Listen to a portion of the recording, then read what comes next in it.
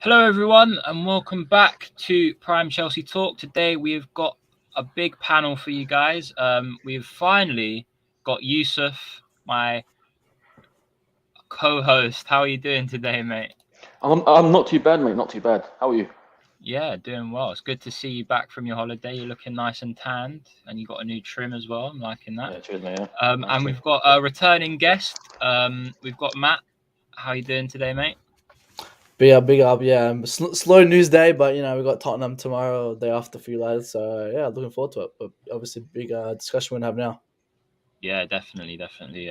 Massive game, second game of the season, and we've got Tottenham at home. I did briefly talk about yesterday on the preview show, but again, that was just me. So we'll get these guys' opinions as well. We'll just go through the first few comments. Will is always first, always first. Big up the mod. We've got Fahim in second, but I think they're taking joint second on this one. So you know, it is what it is. Thanks, Fahim, and welcome, Jay. Make sure you like and subscribe. Will be much appreciated. But obviously, as you guys can tell from the thumbnail that Yusuf made, so thank you, Yusuf. We're saying Always, our mate. goodbye and thank you to Timo Werner. Obviously, when he first joined, I was very excited. I was a big fan of him at Leipzig. Yusuf, I know you was quite excited as well. Um, but Matt, is it a sad goodbye, or is it just, I don't know how to say, like, you did well for the club when you scored some important goals, now it's time for you to move on? How would you say it's gone for him? I think Werner was just a vibe. Like I think when he came in, we're all kind of very happy with it. Like I was stoked. I was like, this guy's a baller. I love this guy. Blah blah. Over the years, he just became more of vibes and just having fun guy. He puts his heart out and blah blah blah all this waffle, but him leaving, looking at all the edits and stuff, and obviously, like deep down, I'm really like, damn, I really wish he could have succeeded. But realistically, on that pitch, I am happy he's gone. He's a player that needed to move on. He was a player who, said he put 100%, but didn't translate any of that to actual numbers or any physical status. So I think he'll do well in Leipzig, but just for me, I think at the end of 2021, he was just vibes and just talking off camera and all that stuff. But on the pitch, just didn't provide anything. Yeah, I have to agree with that. I mean, his first season, his goals and assists record was all right. Obviously, his assist record was better than his goal record, which we brought him in as a striker to score goals. And he played out of like 100 games over 2 seasons. He only played a handful of games up front, which is why I Yeah. feel like he was hard done by a little bit. But Yusuf, what about you? Mm. How are you feeling about Werner leaving? I mean, there was no doubt that Werner worked hard, like, on the pitch and in training, but he just wasn't good enough. To be fair, like his touch was abysmal, his passing was terrible, and like his shooting, the less said the better by his shooting. But here's what it is. He's moved on now to Leipzig again, which he played good when he was there the first time, and hopefully for him he does well there. I hope he does, because obviously we know how good he was at Leipzig when we Yeah. bought him. Mm. What was it, 34 goals in the season for him, the season before we got him, which is why we bought him, because Liverpool wanted him as well. And I hate to say it, but I feel like if he went and worked for Klopp, he might have been a better player, because Klopp transforms players, as we know. But Mm. obviously, I do hope all the best for him. Um, and he obviously, I think his most important goal for us was a Champions League semi-final against Real Madrid, where it was pretty much impossible to miss. Obviously, we've all seen the edit of him nodding it over the bar, but we all know he scored it. But yeah, big thank you to Timo Werner, and we'll look through some more comments. Hello, Doug. How you doing, mate? Good to see you. Liked and sub before the stream even started. That is what we Cheers, call mate. Appreciate it. legend. Welcome, mate. Thank you, Matt, for recommending me. Uh, Everyone like and subscribe, or we won't get De Jong. That's a good point. That's a very good point. And I'll join the stream when I'm older. You can join whenever you want, mate. Don't worry about it. Do not worry about it. But we'll move on. Obviously, I spoke a little bit about this yesterday on yesterday's show. Um, we've got Spurs over the Mm. weekend, and we know Spurs are probably a little bit better than us at the moment, but it's always hard to tell. You can never predict a game um, perfectly. You can only ever be 90% sure in a game. But Yusuf, I'll ask you, yeah, you were in the comments yesterday, but how do you see this game against Spurs going, and how do you see us faring against that lethal front three? Yeah. So yesterday in the comments, I said that we will win by 2-1. because I think Spurs are a very good team now. They've signed some good players, and they signed a lot as well. And I think Conte has drilled them for them to suit his own style, if you know what I mean. So like with us, for example, he switched to a back three after the Arsenal loss when he lost 3-0, which is embarrassing. But anyway, yeah, and then after that, the rest was history. So we won the league, which is last time we won the league, which is in 2017, which is a long time ago. But yeah, I think it'll be a close game. I think Spurs will probably. I think Spurs will score first. I've got a feeling because the attack is very lethal, and ours is a bit it's a bit, like flat, if you know what I mean. But Sterling has been added to attack as well, so he might add some more like sharpness and like pace to it as well. So yeah, for me, I'd probably say 2-1 Chelsea win. We will come back from 1-0 down. For me. Fair enough. Yeah. Matt, what about you?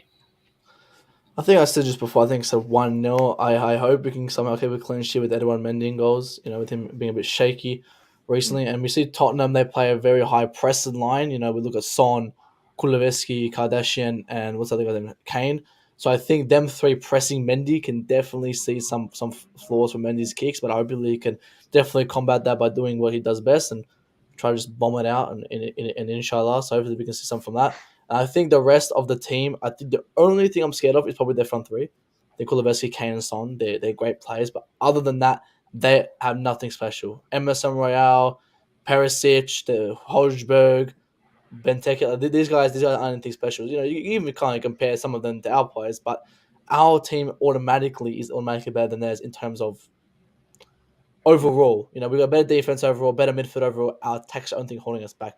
I would say 1-0 because I think it'll be a very Chelsea game. We'll kind of just possession-based game, slow game. And I think we'll get a good goal from Cucurella, hopefully, because this guy's made a statement for the 15 minutes he played last week, and I think he has a lot to prove. I think tomorrow he will definitely show it. Definitely, I'm a big fan of that little cameo that Cucurella showed us against Everton. I thought he played really, really well.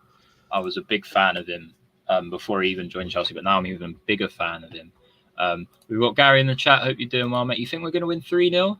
Not too sure about that. I'm not too sure about that. Jay says, I think we will win, but that Spurs front three with Aspi at right centre-back makes me very wary thinking about. Yeah, it does. And Fahim says, would Tuchel play James right centre-back for this game? Now, that's a good shout. That is a good shout. Obviously, he's a lot quicker and a lot stronger than Dave. But one thing I've always loved about Dave is, like, he's obviously got a lot of experience and he always wins headers against people that are taller than him. Like, always. He's always winning headers. And I think you can obviously rotate James and Dave at right wing back and right centre back. It's just the fact that Dave is a lot slower than he used to be. So it's one of them things. But Yusuf, do you think James should be right centre back? We should keep him on the right wing back for me because he adds like pace and shooting and like passing and crossing stuff like that. And Aspi, as you said, he's not really fast enough anymore. Yeah, like he's not as good as he was when he first signed for us. But for me, I'd play Aspi on the right centre back and then I put James on the right wing back if I was Tuchel. Yeah, I agree. But now that we've got Cucurella, obviously we know he's a left-sided player, but we've obviously seen the likes of Dave play left back when he's right-footed. Do you think it will come to a point? Let's just say, obviously we know Koulibaly picked up a bit of a knock in that last game. Let's just say Thiago Silva gets injured. I think it was cramp. But it was something I can't remember. But let's just say Thiago Silva gets injured.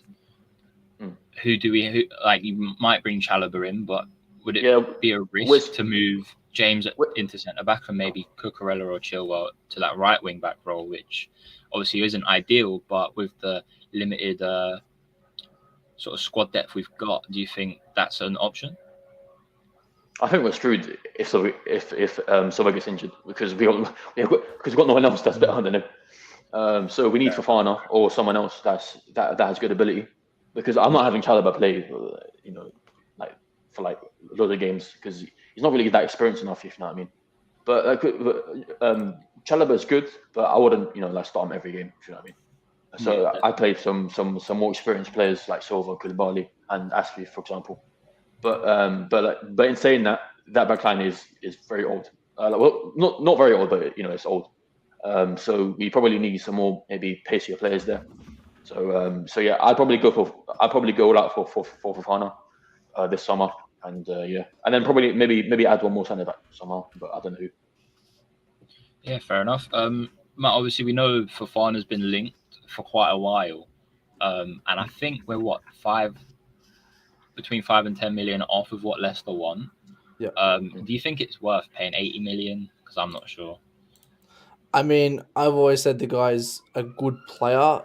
If he comes like at the end of the day, I'm not going to be complaining. But if you tell me he's worth 80 million, I'll be shocked because this guy's value is not worth 80 million. Now we're Yeah, obviously same. overpaying for a player because it's late in the window. I understand that, but my thought on it, we should have overpaid for players like Delict or Kunde because I think he's on the same skill level as Kunde. You know, people have argued Kunde for Fana, whatever. I prefer Kunde. I think Kunde's a better player, fits that system more. Not taking away for Fana as a bad player, but he ain't worth that 80 million. I would personally rather play 75 million for Kunde's release clause and bring him in, and we could have done that 3 weeks ago. So we're gonna obviously overpay, and that's even if we get him. Like, there's even if chance because Brendan Rodgers doesn't want to sell him. Leicester don't want to sell him. They want him in the plans, but obviously money talks. And if he really wanted to join us, I get maybe people coming out and saying he should be putting transfer requests in, this and that. But the guy's got to respect the club as well. So we'll see what happens in the coming weeks. But I really think what we're paying him now is too much. But I won't be complaining if he puts that money that we spent on the pitch.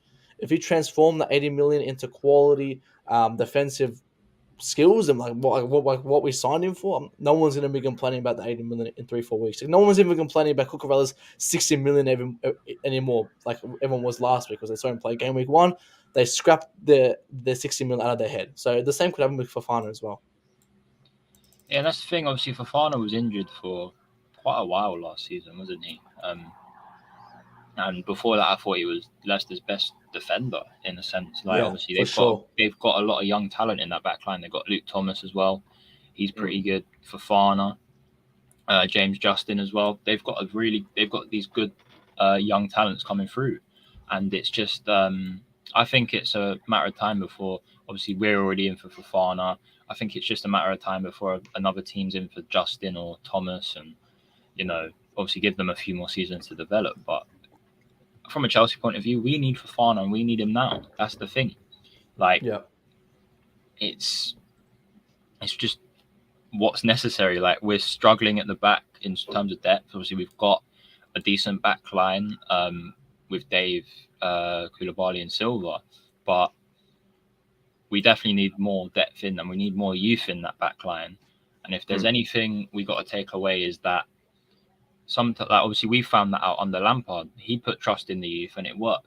Obviously, it didn't work towards the end, but if you have a team mixed of youth players and good experienced players, then those youth players are going to come out better because they're learning from those experienced players. So, but Yusuf, mate, what do you think of Fofana? I think he'll be a good fit for Chelsea because he's first of all he's pacey, which we need right now, pace in the back line because Aspie isn't the fastest, and Silva. I think Silva he's not the fastest player, but I think his error on the pitch, like he's what's it whatever. But yeah, and Koulibaly, I think he's pretty pacey himself, so he's alright. But I think Silva and Aspie are a bit worrying with pace, but I think they'll do alright. But yeah, we need a faster player in the back line, I think. Yeah, definitely. Doug says that he was out 9 months injured after a horrible challenge from a Villarreal player in that pre-season as well. Something like that. That was some friendly. I don't know. Jay says Fofana wants us, and when a player's dream is to play for us, I believe he'll produce the performance on the pitch to match the price we're willing to pay for him. That's interesting. I agree. I hope and I believe he'll produce the performances on the pitch, but I'm also at a point I think 80 million, way too much to be paying for Fofana, but we paid 100 million for Lukaku. We are the club that did that, so I mean it's not too out of the normal for us to go out and spend millions on a player. I mean we did it under Abramovich. We splashed 70 million on Morata, 70 million on Pulisic, 70 million on Kepa, So Yep. It's just what Chelsea do.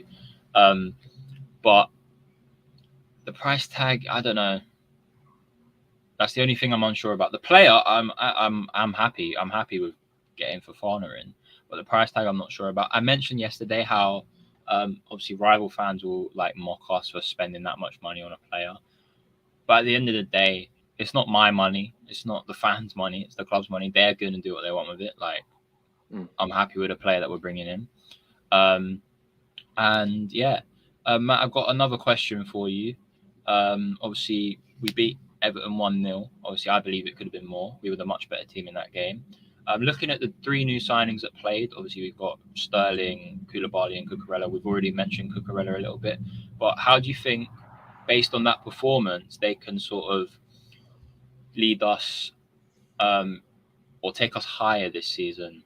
And what do you expect from them this season? Well, Koulibaly, I expect a lot of leadership and a lot of confidence and comfortability from him. I think he's a player we saw game week one. He came in, showed confidence, showed who he is, and made a statement. So I see him being a very important defender to us. And I think he'll be playing all over the pitch whenever he's fit. He plays. It's no doubt about it. There's no one to really replace him. I think there'll be good competition, but he's always going to be a starter for us. Same with Cucurella. I said just before, I said Cucurella for me always starts on the pitch when he's fit. If it's left centre back or it's left wing back, this guy's a starter every day of the week. He's an absolute baller. He's important to us, and I said he was the most important sign to us this summer because he filled in two positions in one. We paid 60 million for him for a player who can play two positions, and people who can't play left centre back just didn't watch him at Brighton last year. I think yes, his better position is maybe as a left wing back, but in the Premier League he thrived as a left centre back. So if Chilwell comes back, then we could have a great team of Chilwell left wing back and Cucurella left centre back. If it doesn't work, then Chilwell and Cucurella will fight for left wing back, which I think Cucurella will come out at the end. So it's great competition. It's great versatility from a player. And this is a Tuchel player. We can definitely know Tuchel wanted him. And Sterling is a player that I think the poor guy's next to Havertz and Mount. I think he can get 50% of the job done. He can maybe take on a player. And we saw in the Everton game, you see him a couple of times, ask for the ball, but you'll see maybe Mount drop it back. Like you're not going to see the same pass you got with De Bruyne. And I do expect a lot from him, but at the same time, I don't expect him to, always get a goal. Always, I just want him to at least go on that pitch and prove something. Like he did at Everton. He did well at Everton. I said it's a good game for him. He did well. Continue this, get some goals, and hopefully Tuchel can support him with some more players that are around him. Yeah, I agree. Sterling. I think Sterling was robbed of a man of the match performance against Everton. I thought he was our best player on the pitch that day. Not saying that Thiago Silva didn't deserve it. He was definitely up there. He was one of our best players, but I thought Sterling was really good. Obviously, we see Chilwell back playing competitive football for the first time in a while after that ACL injury. And like you said, like, it's really good competition for Cucurella and Chilwell. They're going to push each other as far as they can. And I think overall, it's just a matter of time before one of them sort of says, right, I'm going to be the one that starts every game, and then they go forwards. And I agree. I think it could be Cucurella, but it would be interesting to see Chilwell. We know how good Chilwell is. I mean, it all went to shit after he got injured last year. So, but yeah, Yusuf, I know you're a big fan of Ben Chilwell, and I know from what we've seen from Cucurella, you've enjoyed it quite a lot. You called him a breath of fresh air. What do you see leading into this season? Obviously, it's still fresh. It was only a week ago that we signed him. So, Yeah. what do you see for him this season? Yeah, I think Cucurella looked good when he came on against Everton. Like he was pacey as well. It was a good burst of pace. His passing, it was sharp as well. I think he crossed into Sterling, but Pickford saved that. I think there was that one chance when he crossed in. Um, so yeah, I mean, right now I'd probably start Cucurella ahead of Chilwell because Chilwell isn't really that fit yet. He isn't that much match sharp yet. Obviously due to his injury last season. So for now, I'll start Cucurella for now, and then I start to ease in Chilwell later on in the season. Yeah, definitely. And I think the last thing that we'll sort of talk about is the youngsters. Obviously, we've spoke about Chalobah before. We've spoke about Broja before, but I'm going to ask you two. How would you? Obviously, we know Chalobah. He's all right. He's all right. He's not the best in the world. He's still young. He's got a lot to learn. But obviously, do you think Chalobah could be like, let's just say, in the next 3 to 4 seasons? Do you think he's going to be up there, or do you think he's going to be in the same sort of area? Matt, I'll start with you. Well, for me, I'll use the example of Chalobah as not I'll say rushed individual. He was a player who should have gone on loan, but it was something that we needed to fill in a spot. He came in, I think he did an average job, but he hasn't progressed since he's came in. And a lot of our players, I can comment on that they haven't progressed since they've came in, or they haven't progressed since Tuchel's walked through that door. And Chalobah, I see one. I think he becomes someone like maybe like a Rudiger, or like a player who's very helpful, but he's not going to be this absolute star that we can count on. I think at the moment, he's a rotational player. He's rotational in Aspie. He can play some of the games, but he's just not ready.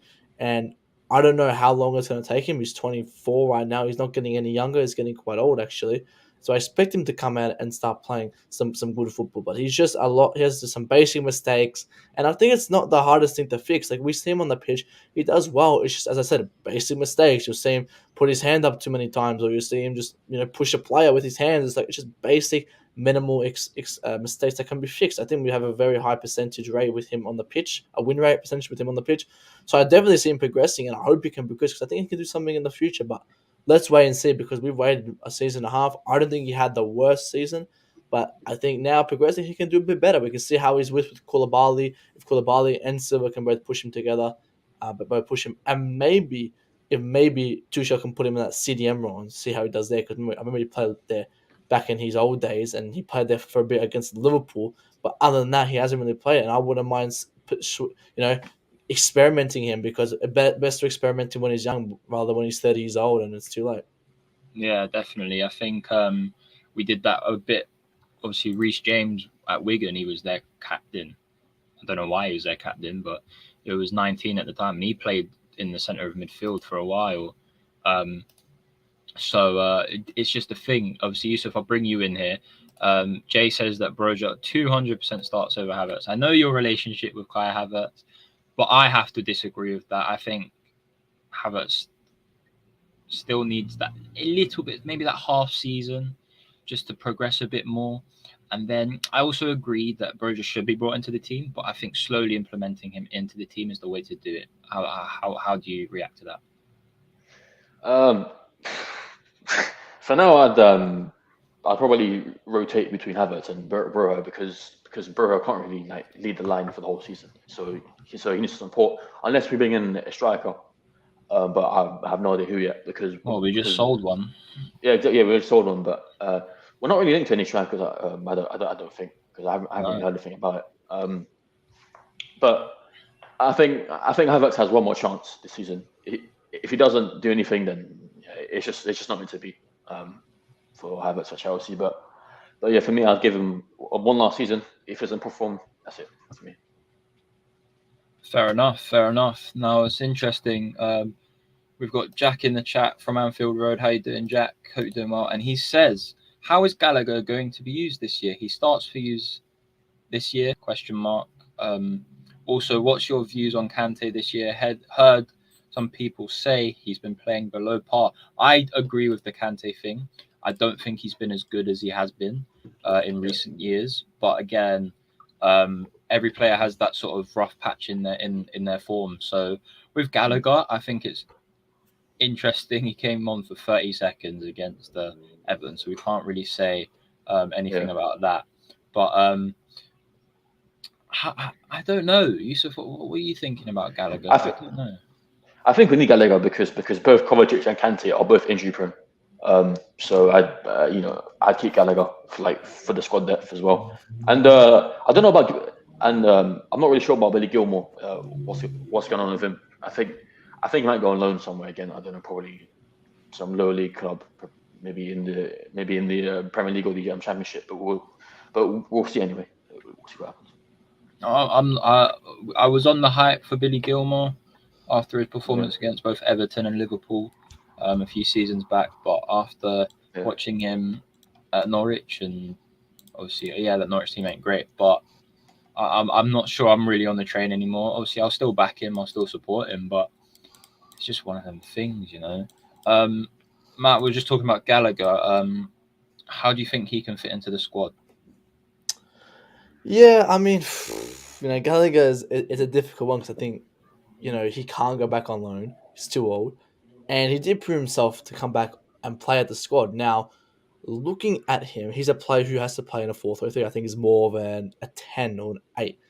But he can't play in a position based game, and that's why he did very well at Crystal Palace. That's why Chelsea, I don't think he will succeed as much. I want to see him play in the Mount role because he cannot play in double pivot. We've seen it. He's absolutely garbage. Why can't he play in double pivot? Because he's not a possession based player. It just sums up everything that we've been saying about the guy for a while. I want him to succeed. I want him to do well, obviously, but can he do well in our system? Our system doesn't suit him. I want to see him play where Mount is. I want to see him have a shot there.